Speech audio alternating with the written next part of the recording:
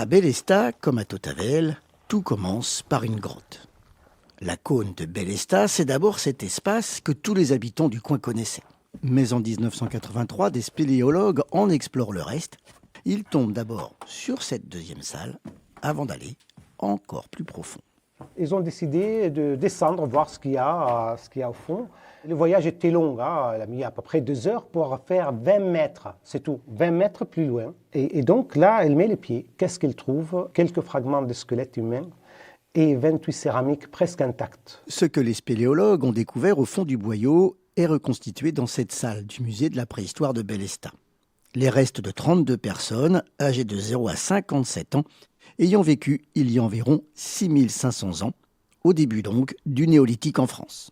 Les fouilles archéologiques ont duré 15 ans dans la grotte de Bélestat. Elles ont permis de constituer le fond du musée et d'en savoir plus sur la vie quotidienne de ces premiers agriculteurs du Roussillon. Donc on a le feu, ils sont en train de cuisiner, on a les poteries, on a la hache polie, on a le blé pour évoquer l'invention de l'agriculture, le tissage, tous les métiers qui ont été inventés au néolithique qui n'existaient pas avant. Installé dans le château de la commune, le musée de Bélestat reçoit environ 6000 visiteurs par an.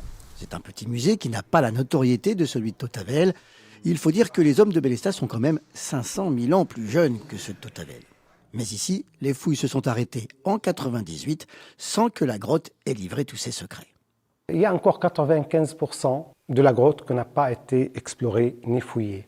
Donc on espère, pourquoi pas, il y a plein de secrets, on espère, mais peut-être nous, notre génération aujourd'hui, on ne va pas les découvrir, mais dans les générations futures, je pense qu'il y a encore des belles découvertes dans la grotte de Bélestat. Habituellement fermée, la grotte de Bélestat sera ouverte à des visites guidées cet été tous les jeudis. Le musée, lui, sera ouvert tous les après-midi.